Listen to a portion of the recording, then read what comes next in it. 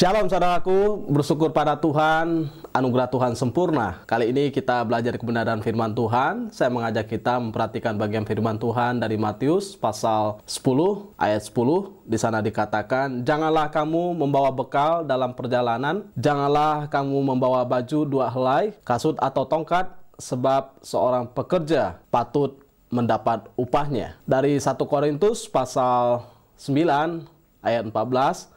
Kemudian ayat 23 di sana dikatakan, "Demikian pula Tuhan telah menetapkan bahwa mereka yang memberitakan Injil harus hidup dari pemberitaan Injil itu.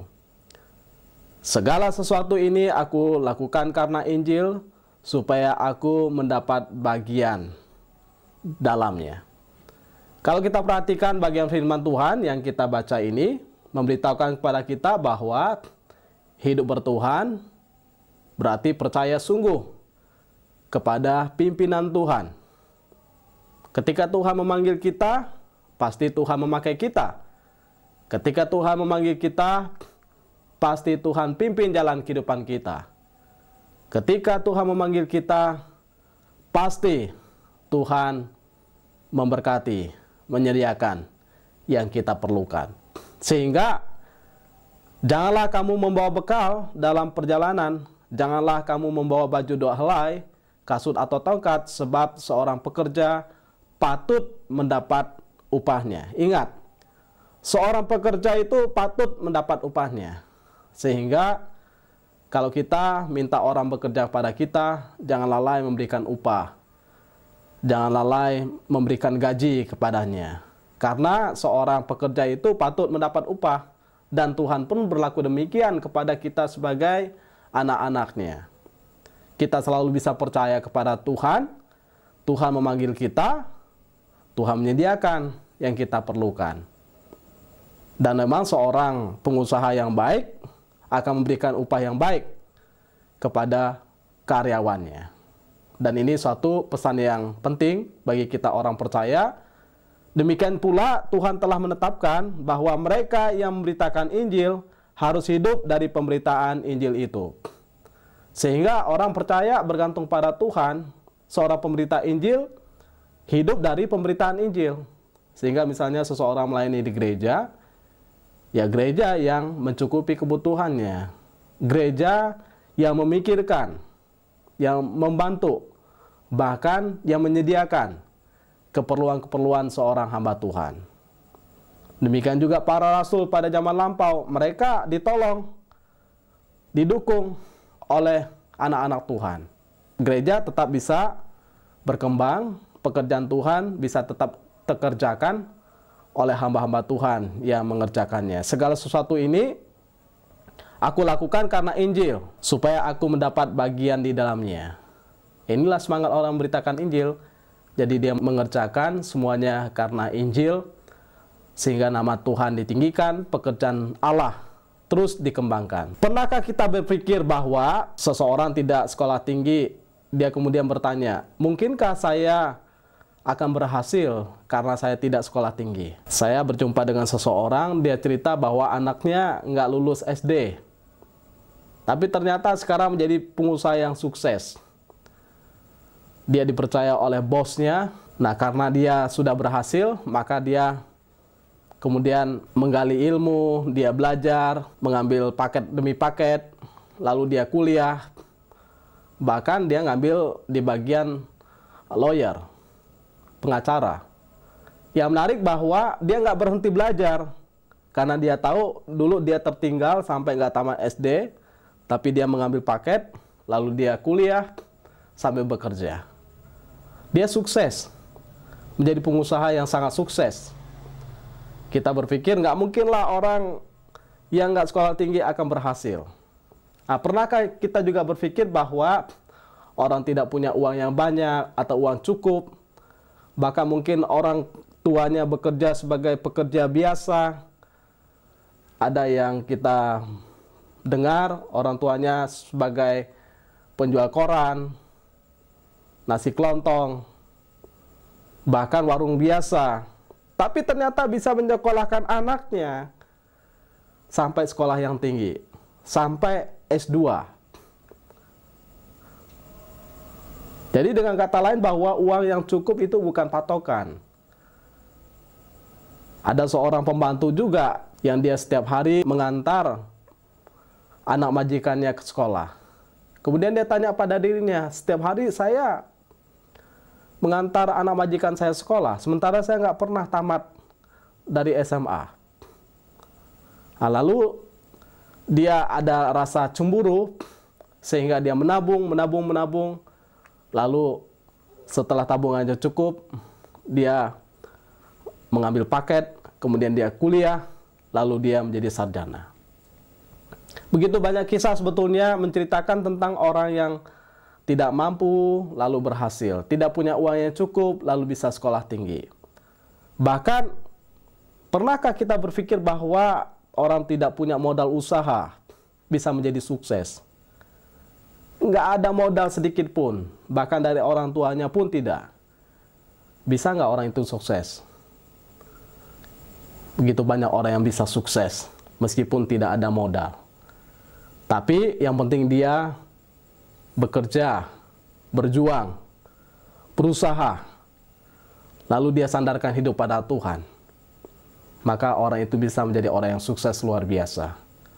Begitu banyak cerita orang dulunya susah sekali, dia memulai usaha dari hal yang sangat kecil, lalu usahanya berkembang menjadi sangat besar, dan dia bisa mempunyai banyak perusahaan. Dari tidak punya modal usaha, dia bisa mempunyai perusahaan yang besar, punya karyawan. Ada kemudian orang berkata, saya anak yatim piatu, mungkinkah menjadi seorang yang melayani Tuhan, menjadi pelayan di gereja yang besar, kemudian nanti menjadi orang yang besar dipakai oleh Tuhan? Mungkinkah? Kita dengar ada seorang pendeta yang memang menjadi yatim piatu. Lalu kemudian dalam perjalanan hidupnya, dia dipakai oleh Tuhan, dia berhasil, dia mendirikan sebuah gereja yang sangat besar, lalu menjadi dampak bagi banyak orang. Dengan kata lain bahwa di dalam dunia ini, semuanya mungkin terjadi. Orang miskin, orang yang kurang, orang yang tidak punya modal, mungkin menjadi kaya raya, sukses, berhasil dipakai oleh Tuhan. Sekarang tergantung apakah kita mau menjadi jawaban, menjadi alat di tangan Tuhan, mau melakukan hal-hal yang besar untuk kemuliaan nama Tuhan atau tidak. Sehingga ketika kita baca dalam bagian ini, janganlah kamu membawa bekal dalam perjalanan, janganlah kamu membawa baju 2 helai, kasut atau tongkat, sebab seorang pekerja patut mendapat upahnya. Bukan berarti kita menjadi fasik, kemudian bukan berarti kita berpikir, ya udahlah, kita nggak perlu bekal, kita nggak perlu pakaian, kita nggak perlu kasut atau tongkat. Tidak. Artinya, apa yang sudah ada di tangan kita, kita gunakan dengan semaksimal mungkin. Tetapi lebih daripada itu, kita percaya semua pada tangan Tuhan yang memimpin kehidupan kita, yang memakai kita menjadi alat di tangannya. Sehingga percaya pada Tuhan itu lebih penting daripada percaya kepada kekuatan kita. Jangan sampai bekal kita bawa dalam perjalanan, kemudian baju kita bawa begitu banyak, lalu kasut atau tongkat kita punya, tetapi kita lupa membawa Tuhan supaya memimpin kehidupan kita, supaya memenuhkan kehidupan kita dengan kasih dan anugerahnya. Karena tanpa Tuhan kita tidak bisa berbuat apa-apa. Hanya Tuhanlah andalan dan kekuatan kita sebagai orang percaya. Sehebat apapun kita nothing, tapi kalau ada Tuhan, pasti ada sesuatu yang terjadi di sana. Jadi kita harus yakin dan percaya bahwa Tuhan akan mencukupkan apa yang Tuhan percayakan kepada kita untuk kita kerjakan. Bahkan kalau Tuhan memulai, Tuhan akan mengerjakannya sampai akhir. Sehingga kenapa kita tidak perlu bawa semuanya itu? Ini mengingatkan kepada kita bahwa Tuhanlah jaminan kehidupan kita. Percaya nggak kita kepada Tuhan?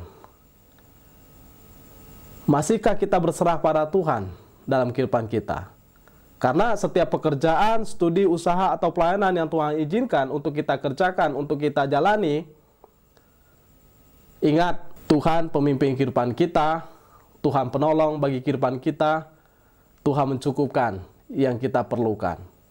Asal kita tekun, sungguh-sungguh, mau berjuang, berserah, bekerja, berdoa, sandarkan hidup pada Tuhan.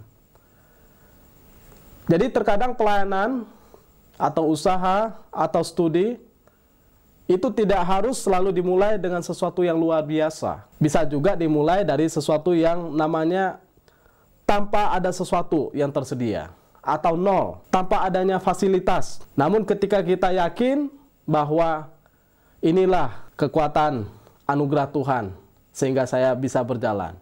Inilah panggilan Tuhan bagi kehidupan saya. Maka kita akan dimampukan untuk berjalan selangkah demi selangkah, mengerjakan sesuatu, mendapatkan sesuatu sedikit demi sedikit. Tuhan cukupkan, Tuhan sediakan. Nanti kita bisa melihat, wow, cara Tuhan bekerja luar biasa. Jadi segala sesuatu kita tahu bahwa Tuhan sediakan bagi orang yang menyadarkan hidup pada Tuhan. Sehingga nggak heran, begitu banyak orang kisah, dulunya tidak punya apa-apa, sekarang limpah kehidupan mereka. Dulunya bukan siapa-siapa, sekarang menjadi orang yang sangat terpandang, populer, bahkan menjadi dampak bagi banyak orang. Ini bukan kisah tentang dia, tetapi kisah bagaimana Tuhan memakai, menolong, memimpin, memelihara. Kalau bukan Tuhan, sampai pada titik terendah, nggak mungkin dia bisa naik. Tapi karena tangan Tuhan. Memang kadang-kadang kita dihadapkan dengan situasi hanya satu titik, di mana kita hanya memerlukan tangan Tuhan terulur bagi kita. Kalau enggak, kita nggak berdaya, kita nggak mampu, kita nggak sanggup. Hanya Tuhan jawaban. Kantong kita bisa kosong, tangan kita bisa kosong, kemudian apa yang kita bawa bisa kosong. Namun iman, pengharapan, keberserahan kita pada Tuhan nggak boleh kosong. Kita harus selalu serahkan hidup kita pada Dia. Iman kita nggak boleh kosong, harus selalu penuh. Bagaimana supaya iman kita penuh? Ya kita minta kekuatan daripada Tuhan dalam doa. Kita perlu firman-Nya, memberikan hikmat bijaksana kepada kita. Ini sama seperti bangsa Israel ketika mereka keluar dari Mesir. Mereka tidak memiliki makanan minum, bahkan penerangan. Tapi mereka toh terus bisa berjalan, akhirnya tiba di Kanaan, limpah. Bagaimana Tuhan mencukupkan makan minum mereka. Di padang gurun ada mana. Di padang gurun Tuhan sediakan burung puyuh. Kemudian minum Tuhan sediakan. Air yang pahit menjadi manis. Air keluar dari batu karang. Begitu limpah kisah tentang bagaimana tangan Tuhan menolong umatnya. Dari mereka berjalan tanpa membawa sesuatu sampai mendapatkan sesuatu. Berada di tanah Kanaan dikatakan penuh limpah dengan susu dan madu. Kekayaan yang luar biasa yang Tuhan anugerahkan. Ini bukan bicara tentang kehebatan mereka, tapi bicara tentang Tuhan menolong, Tuhan menjaga. Yakinlah, kalau Tuhan yang mau kita berangkat kepada suatu tujuan, Tuhan akan memelihara kita. Sehingga sebelum kita tiba di sana, ya Tuhan sudah ada di sana. Kita nggak perlu takut, nggak perlu gentar. Kalau memang Tuhan berkenan, pasti ada-ada saja cara Tuhan. Sehingga bisnis kita adalah taat. Mau nggak kita taat pada Tuhan? Waktu kita sekolah, sekolahlah dengan takut pada Tuhan. Dengan hidup suci, menjaga integritas, jujur, setia. Waktu kita kerja, kerjalah dengan sungguh-sungguh. Melakukan seperti untuk Tuhan, bukan untuk manusia. Takut akan Tuhan, jangan pernah korupsi. Sama seperti Yusuf yang bekerja dengan baik, meskipun tuannya bukan orang yang percaya. Tapi dia menjadi saksi di sana. Sehingga dikatakan, Tuhan memberkati rumah itu karena Yusuf. Sehingga tuannya itu berhasil. Demikian juga kita. Dimanapun kita ada, meskipun itu bukan usaha kita, pekerjaan kita, kita hanya bekerja pada Tuhan kita, maka lakukanlah dengan baik dan setia. Sama seperti untuk Tuhan. Karena kebahagiaan Tuhan kita adalah kebahagiaan kita. Kebahagiaan Tuhan kita adalah untuk kemuliaan Tuhan kita.